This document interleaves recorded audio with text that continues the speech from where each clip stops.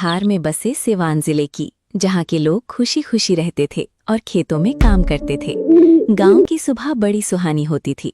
सुबह होते ही सभी लोग अपने अपने कामों में लग जाते थे। उसी गांव में एक बड़ी मशहूर दुकान थी, जिसका नाम था बिहारी का मटन ढाबा। वहाँ हमेशा खूब भीड़ लगी रहती थी। सभी लोगों को वहाँ का मटन मसाला बहुत पसंद था। पूरे गांव में नॉनवेज की सिर्फ एक ही दुकान थी। बिहारी भी इसका पूरा फायदा उठाया करता था। वो मटन मसाला की एक प्लेट 300 रुपये में बेचता था। लोगों को उसका मटन मसाला बहुत पसंद था और गांव में कोई दूसरी नॉनवेज दुकान भी नहीं थी, इसलिए लोगों को मजबूरी में उसी के ढाबे पर जाना पड़ता था। एक दिन की बात है, 3 दोस्त सोनू, मोनू और गोलू चबूतरे पर बैठे हुए थे। तभी गोलू कहता है, दोस्तों, आज कुछ अच्छा खाने का मन हो रहा है। सही कह रहे हो गोलू, बहुत दिन हो गए हैं पार्टी किए। चलो आज हम पार्टी करते हैं। लेकिन पार्टी में खाओगे क्या जिससे मजा आ जाए? तुम उसकी चिंता मत करो, बिहारी के ढाबे पर चलो, वहां से मस्त मटन मसाला पार्सल लेकर आते हैं और पेड़ के नीचे छांव में बैठकर पार्टी करेंगे। अरे वाह, ये तो बहुत मस्त आइडिया है। चलो बिहारी की दुकान पर चलते हैं। तीनों दोस्त बिहारी के ढाबे पर जाने लगते हैं। कुछ ही देर में वे वहां पहुंच जाते हैं। तभी गोलू बिहारी से कहता है, बिहारी भैया, बहुत जोरों की भूख लगी है। मस्त गर्मा गर्म 3 प्लेट मटन मसाला पार्सल दे दो। वो उन्हें पार्सल दे देता है और वे तीनों पेड़ के नीचे आकर बैठ जाते हैं। वे तीनों दोस्त मटन खा रहे होते हैं। तभी गोलू कहता है, रुक जाओ भाइयों, ये देखो, इसमें तो चींटी है। तुम सब खाना बंद कर दो। हम इसे बिहारी के पास लेकर चलते हैं और उसे दिखाएंगे कि उसके मटन में चींटी है। इसके पैसे भी वापस ले लेंगे। वे बिहारी के पास जाते हैं और बोलते हैं, क्या बिहारी भैया, हमारा आज मटन मसाला खाने का मन था, तो हम यहाँ से मटन लेकर गए थे पार्टी करने के लिए, और तुमने हमें चींटी वाला मटन मसाला पार्सल कर दिया। तभी बिहारी कहता है, क्या बेटे, सुबह से मैं ही मिला हूं उल्लू बनाने को। जाओ जाओ यहाँ से, मुझे और भी काम करना है। अभी ये सब फालतू तुम्हारे टाइम पास के लिए मेरे पास समय नहीं है। निकलो यहाँ से। तभी गोलू भी कहता है, हम कुछ भी नहीं बोल रहे हैं, तुम खुद ही देखो, तुम्हारे मटन में चींटी है। शांति से हमारे पैसे वापस दे दो। तुम तीनों नशे किए हो क्या? कुछ भी बोल रहे हो। ये चींटी तुम्हारी गलती से लगी है। तुम लोगों ने ही इस पार्सल को कहीं रख दिया होगा और रखे रखे वहां चींटी लग गई होगी। अब मुफ्त के पैसे लेने यहाँ आ गए हो। नशे वाली बात सुनकर सोनू को गुस्सा आ गया। वो बिहारी से कहता है, आखिरी बार कह रहा हूँ, हमारे पैसे चुपचाप लौटा दो, वरना तुम्हारे साथ अच्छा नहीं होगा। कर क्या लोगे तुम तीनों छिलगोजे? मारोगे? कैसे मारोगे? मारूंगा, बाल पकड़कर मारूंगा, घुमा घुमा कर मारूंगा, भागा भागा कर मारूंगा, दोनों हाथों से मारूंगा, दोनों लातों से मारूंगा, पैर थक गए तो अपनी बातों से मारूंगा। अरे बस भी करो और निकलो यहाँ से। देखते ही देखते वहां कुछ लोग जमा हो जाते हैं। तभी बिहारी भी सोचता है कि अपनी गलती मान लेता हूँ। वैसे भी मुझे रोज यही धंधा करना है। मेरा घर इसी से चलता है। अभी कुछ गलत हुआ तो ये गांव वाले भी आना बंद कर देंगे। देखो, आज तो मेरा मटन मसाला खत्म हो गया है। तुम तीनों कल आ जाना, मैं तुम्हें मुफ्त में 3 प्लेट मटन मसाला दे दूंगा। वे तीनों भी मान जाते हैं और वहां से चले जाते हैं। लेकिन बिहारी कहाँ किसी को मुफ्त में कुछ खिलाने वाला था। अगली सुबह होती है। बिहारी भी अपना ढाबा खोल देता है और मटन मसाला बेचने लगता है। लोग आते हैं और मटन मसाला खाकर जाते रहते हैं। तभी कुछ देर बाद गोलू, मोनू और सोनू वहां आ जाते हैं। चलो बिहारी भैया, जैसा कि कल तुमने कहा था, 3 प्लेट मटन मसाला फ्री में दे दो। फ्री में? कौन सा मटन मसाला? और मैं क्यों मुफ्त में दूं? अरे भूल गए क्या? कल ही तुम्हारे मटन मसाला में चींटी निकल गई थी। तब तुमने ही हमसे कहा था कि कल आकर फ्री में 3 प्लेट मटन मसाला ले लेना। है? मैंने तो ऐसा कुछ नहीं कहा। मुझे तो कुछ याद नहीं आ रहा। ठीक है, तुम मत याद करो, हम यहाँ पुलिस को बुला लेते हैं, वो तुम्हें सब अच्छे से याद दिला देंगे। बिहारी थोड़ा डर जाता है और वो तीनों को मटन मसाला खाने के लिए दे देता है। वे तीनों मजे से मटन मसाला खाते हैं और खाकर वहां से चले जाते हैं। तभी मोनू बोलता है, भाइयों, इस बिहारी ने तो हमें एक मटन मसाला के चक्कर में खूब परेशान कर दिया। हम इसे इतनी आसानी से तो माफ नहीं करेंगे।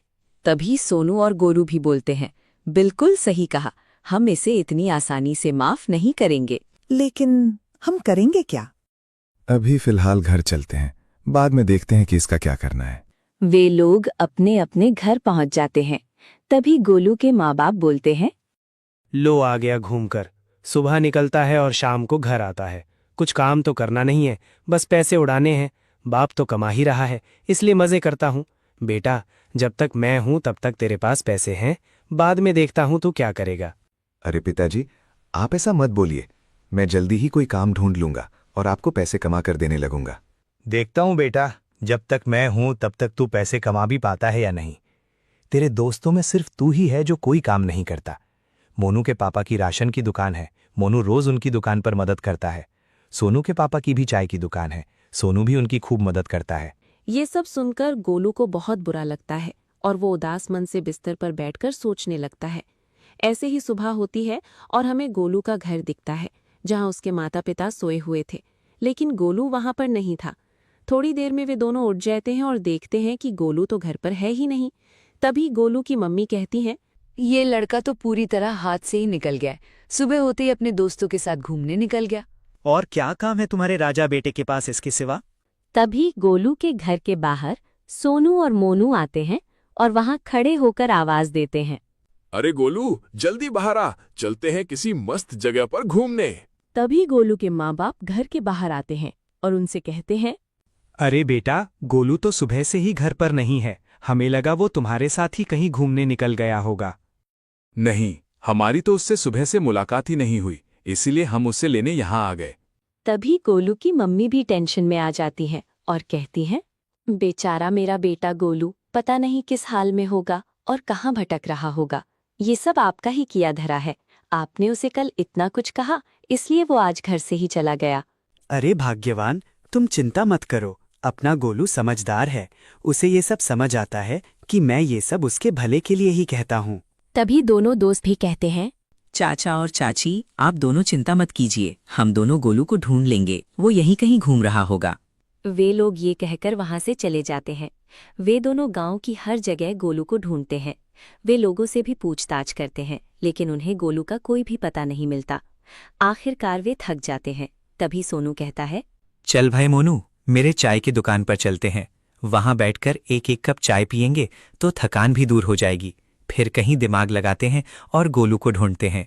वे चाय की टपरी पर पहुंच जाते हैं और सोनू दोनों के लिए चाय लेता है। वे दोनों वहां बैठकर चाय पीते हैं। तभी सोनू के पिताजी कहते हैं, क्या हुआ है तुम दोनों को? कब से देख रहा हूं, बड़े उदास लग रहे हो। क्या बताऊं पापा, ये गोलू पता नहीं कहाँ चला गया है। सुबह से हम दोनों उसे ढूंढ रहे हैं, लेकिन उसका कोई अता पता ही नहीं है। अरे गोलू, वो तो कुछ देर पहले मेरी ही दुकान पर आया था। मैंने उसे उदास और टेंशन में देखा तो उससे पूछा, क्या हुआ बेटा, तुम बड़े परेशान लग रहे हो? तब वो बोला, क्या बताऊं चाचा, सुबह से गांव में काम की तलाश में निकला हूं, कभी यहां तो कभी वहां, लेकिन कोई काम ही नहीं मिल रहा जिससे पैसे कमा सकूं। समझ नहीं आ रहा आखिर में करूं तो करूं क्या, मुझे तो सिर्फ खाने ही आता है।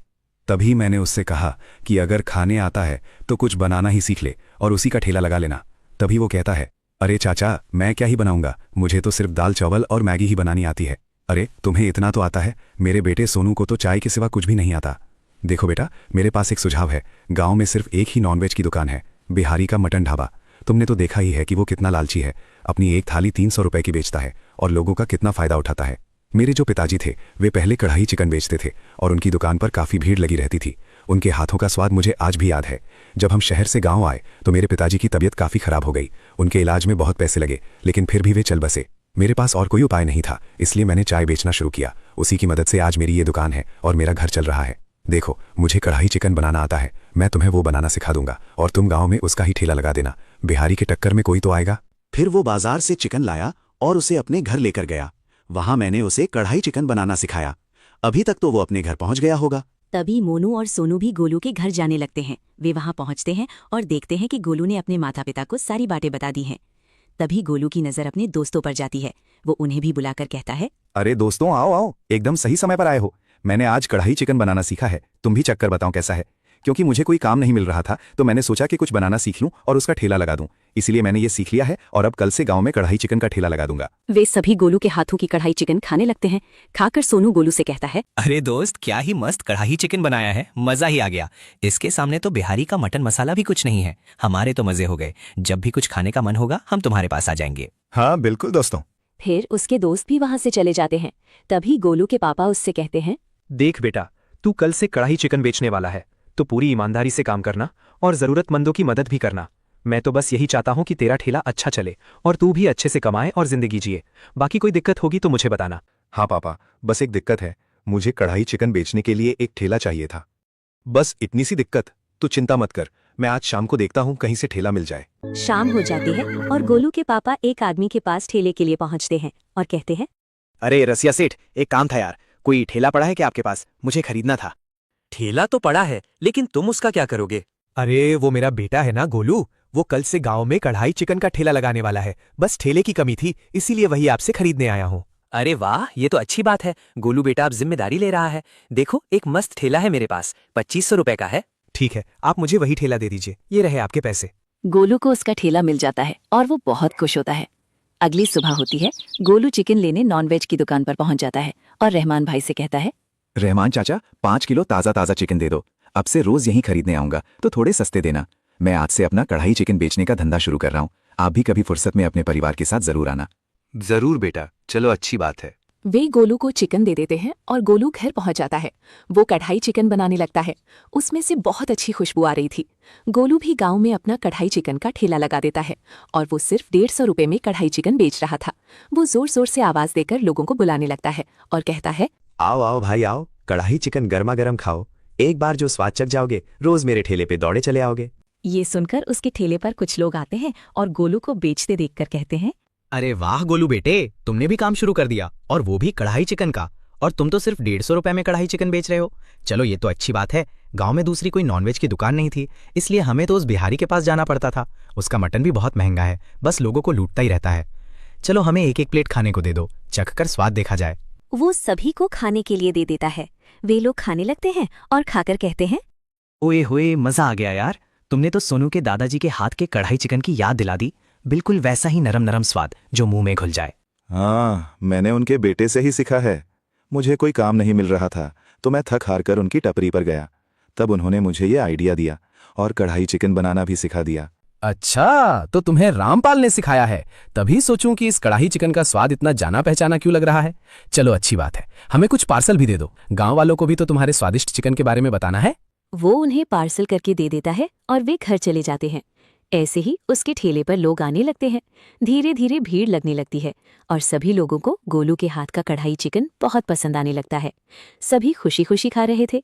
देखते ही देखते शाम हो जाती है और उसका सारा कढ़ाई चिकन सफाचट हो जाता है।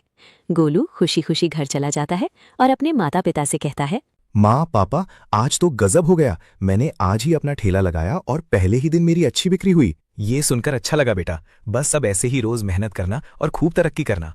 अगली सुबह होती है और गोलू भी अपना ठेला लगा देता है। धीरे धीरे लोग भी आने लगते हैं और स्वादिष्ट कढ़ाई चिकन के मजे ले रहे थे। तभी वहां रहमान चाचा अपनी पत्नी के साथ आते हैं। उन्हें देखकर गोलू कहता है, अरे आइए आइए रहमान चाचा, मेरे हाथों का कढ़ाई चिकन खाकर देखिए। आपके यहाँ का चिकन तो वाकई बहुत ताज़ा होता है। हाँ वो तो है, मैं तो यहाँ तुम्हारी दुकान पर ही कढ़ाई चिकन खाने आया था। वो दोनों को कढ़ाई चिकन परोस देता है। दोनों खाते हैं, खुश हो जाते हैं और कहते हैं, वाह गोलू बेटा, ये तो सच में बहुत स्वादिष्ट है। तुमने तो सोनू के दादाजी के कढ़ाई चिकन की याद दिला दी। चलो एक प्लेट पार्सल भी दे दो, अपने बेटे हमजा के लिए भी लेकर जाता हूँ। वो उन्हें पार्सल दे देता है और वे घर चले जाते हैं। दोपहर हो जाती है और गोलू के ठेले पर उसके दोनों दोस्त आते हैं। तभी सोनू कहता है, दुकान सही से चल रही है ना दोस्त? कोई भी दिक्कत आए तो हमें बताना, चुटकी बजाते ही दूर कर देंगे। मैंने सुना है आजकल बिहारी बहुत गुस्से में है। बहुत सारे लोगों ने अब उसकी दुकान छोड़कर तुम्हारे ठेले पर आना शुरू कर दिया है। उसकी दुकान की भीड़ अब बहुत कम हो गई है। कोई भी उसका महंगा मटन मसाला खाने नहीं जा रहा, इसलिए तुम संभल कर रहना। अरे मुझे क्या दिक्कत, तुम दोनों दोस्त जो हो मेरे पास। अच्छा चल ठीक है, तू भी अपनी दुकान चला, हम भी चलते हैं, दुकान पर बहुत काम है। वहीं हमें बिहारी का ढाबा दिखता है, जहाँ लोगों ने जाना ही बंद कर दिया है। बिहारी भी बहुत टेंशन में है, उसे भी कुछ समझ नहीं आ रहा। तभी वो कहता है, ऐसा क्या है उसके चिकन में जो लोग मटन छोड़ दिए हैं? मैं भी तो स्वादिष्ट मटन बनाता हूँ। इन तीनों दोस्तों ने एक बार मुझसे पंगा लिया था, बच्चों समझकर माफ कर दिया था, लेकिन अब नहीं। गोलू ने सही नहीं किया। अब उसकी दुकान का कुछ तो करना होगा, वरना यहाँ मेरा ढाबा ही बंद हो जाएगा। कुछ देर बाद बिहारी भी गोलू के ठेले की ओर जाने लगता है। वो वहाँ पहुँच जाता है और गोलू से कहता है, क्या गोलू बेटे, अब तुमने भी दुकान खोल दी?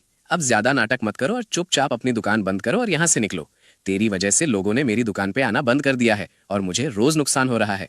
देखो चाचा, वास्ता गौना है यान, तुम्हें जो करना है कर लो। मेरी दुकान तो यहीं खुलेगी और रोज खुलेगी। तभी बिहारी गुस्से में कहता है, बेटा मेरा नाम मत भूलना, बिहारी हूँ, 100 पर भारी हूँ। अभी मैं घायल हूँ, इसलिए और भी घातक हूँ। शाम हो जाती है और गोलू भी घर चला जाता है। वो अपने पिताजी से कहता है, ये लीजिए पापा, मेरी कुछ दिनों की कमाई। अब से मैं आपको ऐसे ही पैसे कमा कर दिया करूंगा। ये देखकर उसका पूरा परिवार बहुत खुश हो जाता है। अगली सुबह होती है और गोलू गांव में अपना ठेला लगा देता है। वो कढ़ाई चिकन बेच रहा था। कुछ ही देर में वहाँ लोगों की भीड़ लग जाती है और सभी खुशी खुशी कढ़ाई चिकन के मजे ले रहे थे। वहाँ बिहारी के ढाबे पर मटन मसाला खाने के लिए कोई आता जाता नहीं था। बिहारी बहुत गुस्से में दिखाई दे रहा था और सोच रहा था कि गोलू की दुकान कैसे बंद कराऊं। तभी बिहारी को एक सुझाव सोचता है। लगता है मुझे अपनी बाबू से मिलने जाना ही पड़ेगा। तभी बिहारी अपनी गर्लफ्रेंड से मिलने जाता है। उसकी गर्लफ्रेंड का नाम सुरभि है। सुरभि बिहारी से कहती है, क्यों बिहारी डार्लिंग, हमारी शादी कब होगी? देख नहीं रहे, हमारी उम्र भी बढ़ रही है। अब हमें शादी कर लेनी चाहिए। अरे सुना, मैं तो अपनी दुकान बहुत अच्छे से चला रहा था और उससे मुझे अच्छा खासा मुनाफा हो रहा था। मैंने सोचा था कि ऐसे ही पैसे बचाकर जमा करूं और फिर तुमसे शादी करूं। लेकिन इस गोलू के बच्चे ने अपना कढ़ाई चिकन का ठेला खोल दिया, जिसकी वजह से लोगों ने मेरी दुकान पर आना बंद कर दिया और मुझे रोज नुकसान हो रहा है। लेकिन मेरे पास एक रास्ता है जिससे उस गोलू की दुकान बंद हो जाएगी। फिर क्या सोच रहे हो तुम? जो भी योजना है जल्दी बताओ। अगर उससे हमारा काम बन सकता है तो देर किस बात की? मुझे इस काम में तुम्हारी मदद चाहिए। हाँ बताओ, मैं अपने प्यार के लिए कुछ भी कर सकती हूँ, जिससे आगे हमारी शादी हो। क्यों ना तुम गोलू की दुकान पर जाओ और वहां से कढ़ाई चिकन पार्सल के लिए मांगो। फिर झूठ मूठ का नाटक करना, जोर जोर से चिल्लाना, बचाओ बचाओ, ये लड़का मुझे गलत बातें बोल रहा है। इससे लोग जमा हो जाएंगे और उसका ठेला बदनाम हो जाएगा। ठीक है, मैं कल गोलू के ठेले पर जाती हूँ। अगली सुबह होती है और सुरभि गोलू की ठेले पर आती है और कहती है, सुनो, आप मुझे 1 प्लेट कढ़ाई चिकन पार्सल दे दीजिए। जैसे ही गोलू पार्सल देने जाता है, वो जोर जोर से चिल्लाने लगती है और कहती है, अरे बचाओ बचाओ, ये लड़का मुझे गलत बातें बोल रहा है। तभी वहाँ गांव के लोग इकट्ठा हो जाते हैं और सुरभि से कहते हैं, क्या हुआ बहन जी, आप चिल्ला क्यों रही हैं? क्या हुआ आपको? मैं यहाँ कढ़ाई चिकन लेने आई थी और ये गोलू मुझसे कहने लगा, क्या आप मुझसे शाम को मिल पाएंगी? मैंने मना किया तो इसने मेरा हाथ पकड़ लिया। तभी वहाँ बिहारी भी आ जाता है। सुरभि उसे सारी बातें बता देती है। तभी बिहारी सीधे पुलिस को फोन करके बुला लेता है। थोड़ी देर में वहाँ पुलिस आ जाती है। बिहारी पुलिस से कहता है, साहब, ये लड़का गोलू इन अबला नारी को गलत गलत बातें बोल रहा था। इन्होंने मिलने से मना कर दिया तो ये इनका हाथ पकड़ने लगा। आप इसे जेल में डाल दीजिए। गाँव के लोग भी पुलिस से कहते हैं, अरे पुलिस साहब, ऐसा नहीं हो सकता। गोलू बहुत अच्छा लड़का है, वो कभी किसी के साथ ऐसा नहीं कर सकता। उधर सुरभि भी रो रो कर बोलती है, तो क्या मैं झूठ बोल रही हूँ? पुलिस भी गोलू को अपने साथ ले जाने लगती है और कहती है, देखिए, जब तक हमें सच का पता नहीं चल जाता तब तक गोलू जेल में रहेगा। ये सारी बातें जब गोलू के दोस्तों को पता चली तो वे दौड़े दौड़े गोलू के घर गए और उसके माता पिता को सारी बातें बता दी। उधर गोलू के माँ बाप को भी सब पता चल जाता है। अपने बेटे को जेल में देखकर वो बहुत परेशान हो जाते हैं और तुरंत पुलिस स्टेशन पहुंच। पुलिस कहती है कि जब तक सच का पता नहीं चल जाता तब तक गोलू को छोड़ा नहीं जा सकता। अगले दिन गोलू के घर पर उसके दोनों दोस्त सोनू और मोनू आते हैं। गोलू के माँ बाप उदास बैठे होते हैं। चाचा जी, चाची जी, आप बिल्कुल चिंता मत कीजिए। हम दोनों पता लगाएंगे कि असली सच क्या है और वो लड़की कौन है। बेटा, हमें पूरा भरोसा है कि हमारा गोलू ऐसा कुछ नहीं कर सकता। बस फिर देखते जाइए, हम सच सबके सामने ला कर रहेंगे। दोपहर का समय था। सोनू और मोनू गांव में सुराग ढूंढते हुए बिहारी की दुकान के सामने से गुजर रहे थे। तभी उनकी नजर उसी औरत पर पड़ती है जिसने गोलू पर इल्जाम लगाया था। अरे बिहारी चाचा, ये औरत कौन है? कभी गर्लफ्रेंड का नाम सुना है? ये मेरी सुरभि है। मैं इसे बहुत पसंद करता हूँ और हम दोनों जल्द ही शादी करने वाले हैं। लेकिन तुम्हारे दोस्त गोलू ने मेरी सुरभि के साथ बहुत गलत किया। उसका हाथ पकड़ लिया था। इसी वजह से तो वो जेल में है। अब बेचारा मेरी शादी में भी नहीं आ पाएगा। लेकिन तुम दोनों जरूर आना। बिहारी की बात सुनकर सोनू और मोनू वहां से चले जाते हैं। लेकिन दोनों को कुछ न कुछ गड़बड़ जरूर लगती है। मोनू, समझा क्या खेला है? मुझे भी कुछ ठीक नहीं लग रहा। मुझे तो यही लग रहा है कि ये सब बिहारी का ही किया धरा है। हाँ, लगता है उसने ही ये पूरा नाटक किया है ताकि गोलू की दुकान बंद हो जाए। अब हमें इस पर नजर रखनी पड़ेगी। उधर गोलू के जेल जाने के बाद गांव वालों के पास कोई दूसरा विकल्प नहीं था। मजबूरी में सब लोग बिहारी की दुकान से ही मटन और चिकन खरीदने लगे। बिहारी की बिक्री बढ़ने लगी और उसके चेहरे पर एक अलग ही खुशी दिखाई देने लगी। शाम होते ही बिहारी अपनी दुकान बंद करता है और सुरभि से मिलने के लिए निकल पड़ता है। लेकिन उसे क्या पता था कि सोनू और मोनू चुपके से उसका पीछा कर रहे हैं। सुरभि, तुमने कमाल कर दिया। तुम्हारी वजह से मेरी दुकान फिर से चल पड़ी। चलो, ये तो बड़ी खुशी की बात है। हाँ, तुमने जो झूठा नाटक किया था और गोलू पर इल्जाम लगाया था, उसी वजह से वो जेल पहुंच गया। और अब तो हमारी शादी भी जल्दी हो जाएगी। पेड़ के पीछे छिपे सोनू और मोनू ये सारी बातें सुन लेते हैं। अब उनके पास सच का सबूत था। दोनों बिना देर किए सीधे गांव के सरपंच के पास पहुंच जाते हैं। सरपंच जी, हमें असली सच पता चल गया है। गोलू बिल्कुल बेगुनाह है। ये सब बिहारी और उसकी गर्लफ्रेंड सुरभि का प्लान था। हमने अपने कानों से सब कुछ सुना है। अगले दिन गांव की पंचायत बुलाई जाती है। बिहारी को भी वहां बुलाया जाता है। बिहारी, मुझे सब पता चल गया है। क्या मतलब सरपंच जी? बहाने देने का अब कोई फायदा नहीं है। तूने अपनी गर्लफ्रेंड के साथ मिलकर जो नाटक किया है, उसकी वजह से गोलू आज जेल में है। तभी वहां पुलिस भी पहुंच जाती है। क्यों रे बिहारी, सच सच बता दे, वरना तू तो जानता ही है, लोगों को मेरा नाम याद रहे या ना रहे, मेरे काम से सब डरते हैं। बोल, सच क्या है? पुलिस की सख्ती देखकर बिहारी घबरा जाता है। मैं सब सच बताता हूँ। ये पूरा प्लान मेरा था। मैंने ही सुरभि से झूठा इल्जाम लगवाया था। गोलू ने कुछ भी गलत नहीं किया था। मैं उसकी दुकान बंद करवाना चाहता था। मुझे माफ कर दीजिए, लेकिन सुरभि की कोई गलती नहीं है। उसने सिर्फ वही किया जो मैंने उससे कहा था। मुझसे बहुत बड़ी गलती हो गई, मुझे माफ कर दीजिए। गलती मान लेना भी हिम्मत की बात होती है, लेकिन जो हुआ है उसकी सजा तो मिलेगी और गोलू को इंसाफ भी मिलेगा। सरपंच की बात सुनकर पुलिस बिहारी को गिरफ्तार कर लेती है और अपने साथ ले जाती है। उसी दिन गोलू को भी जेल से रिहा कर दिया जाता है। गोलू के परिवार वाले भी बहुत खुश हो जाते हैं और फिर एक बार फिर गांव में गोलू के मशहूर बिहार वाले स्वादिष्ट कढ़ाई चिकन की खुशबू फैलने लगती है और सभी लोग बड़ी मजे से कढ़ाई चिकन खाते और आनंद लेते हैं।